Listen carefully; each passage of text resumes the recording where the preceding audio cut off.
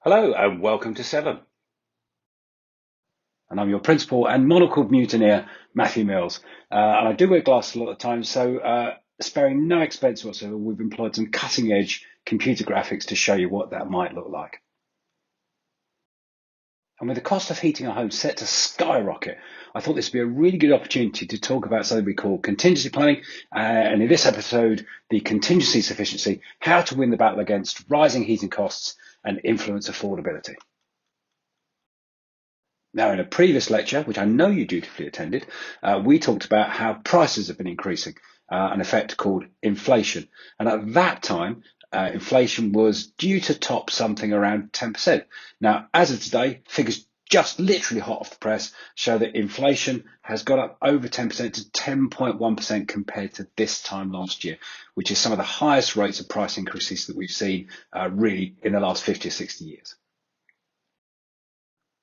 Now, in that previous lecture on inflation, and I'll put a little link up here for you, we talked about where the increase in prices has really come from and traced its origins back to the credit crunch and the credit crisis in around 2007, 2008. More latterly, though, fuel prices, the cost of heating our home, have been pushed up by the war in Ukraine.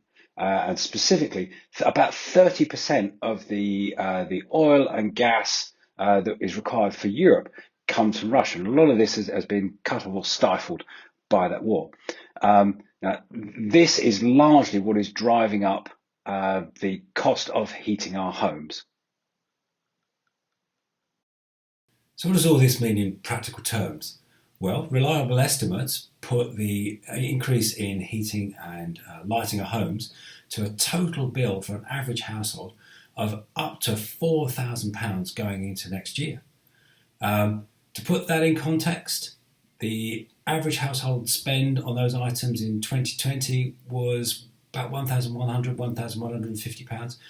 So it's just shy of a threefold increase in just about 2 years. And again, to round that out and put some real context around the pain that that's likely to cause, household average income at the moment, after tax and national insurance, is about 31,400. So well over 10% of the household budget now is likely to go out just on trying to stay warm and keep the house lit. Now you'd be quite justified in thinking, well, what are these energy companies doing putting these prices up this high? What energy companies actually have to do is they have to make an assessment now of the fuel supplies they're going to need to meet demand going forward. So how much gas are we going to need to heat up Great Britain, and it is great, limited going into the winter? There are about 28 million homes, 5.6 million businesses, 250,000 shops, and 1,200 odd hospitals, all of which will need to be heated going into the winter, and they have to estimate how much gas they're going to need for that. What they then have to do is go to the market to buy that gas now to supply in the future. And of course, if supply is significantly lower when there's going to be greater demand, then that's going to put the price up. And that's basically a major headache for the energy companies in terms of buying up the reserves that they need, but also for us because they're going to pass the price increases onto us with the bills that we're facing, which is now what's going to happen. Now, although this is a fairly short lecture, I thought it would still be good to have a startling stat that was brought to you by Seven as a bit of an attention break. Something that really caught my eye was a recent report which was co-authored by the likes of Greenpeace, looked at the amount of energy that is wasted between the energy producers and the energy that gets to our households.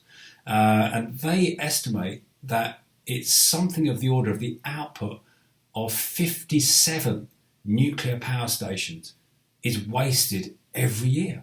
And the monetary sum they put on that is about 9.5 million quid.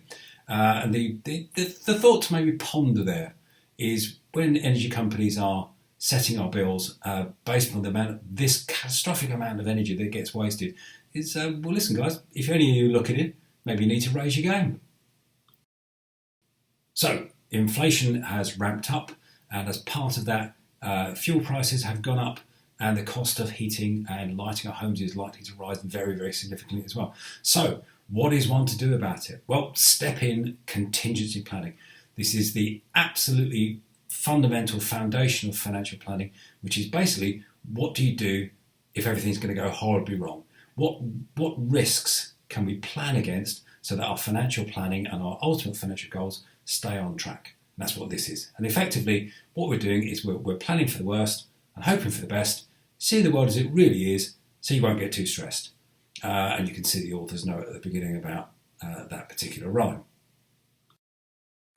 So in this particular situation, or contingency as we like to call it, the risk we're facing is that the cost of heating and lighting our homes becomes unaffordable. So here's a 5-point buffer builder plan to hopefully mitigate that particular risk. So the first thing is we have some time in hand before prices go up. So we have to be realistic, realise this is actually going to happen, and to not succumb to the human trait of procrastination and put off what needs to be done now. The second step, have a look at your income and your expenditure and identify sources of what's called discretionary expenditure. So these are things that we spend out on which are wants rather than needs. And these might be things that you could cut out, and that money could be diverted into paying for the increase in heating and gas bills. Now, there's a possibility there might be greater strain even having done that. So one would earmark emergency funds.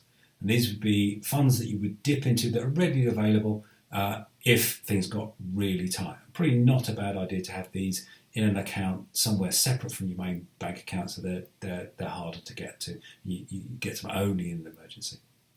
Fourth point is that many of us have investments, and those should be spread across a range of assets, some of which are a little bit more stable and accessible than others. One wouldn't get into them unless you really, really had to, but you might identify how you might collapse your investments if you really needed to. Now, that all said, the final point is to keep perspective and don't panic. The sky's not falling in. This is not the end of the world as far as I know. And what tends to happen, these situations in the medium term tend to resolve, and inflation is likely to come down next year. So what one wouldn't do is rush off and suddenly change your strategy, cancel your investments, sell them all into cash, and overweight the importance of what is happening now against the likely trends in the future. Okay, well, that's relatively short and sweet. Quick whistle stop tour of some basic contingency planning against the rising costs of heating and lighting our homes. But what have we learned? Well, the first thing is that inevitably, at the moment, the cost of heating is going to rise, and that's related to the war in Ukraine and the restriction of fuel supplies from Russia. But the take home from this is that we're going to be a buffer builder. Is we're going to employ contingency planning to mitigate that risk by building a financial buffer against its consequence. And then the third point is, well, listen, let's not make a drama out of this. It's something that we largely can deal with some careful forward planning. It's also a situation which is likely to resolve in the medium to long term. So we're not going to radically change anything now. We're going to employ some sensible steps now where we've got time in hand so that we don't need to do that. And that is very much the essence of contingency planning. There you go. Nice, short, sweet one there this time. It just remains for me to say that I hope you've left this feeling informed, educated and entertained. Maybe there's a couple of useful take-homes there, but this actually doesn't constitute advice in any way, shape or form. And on that note, we'll see you next time.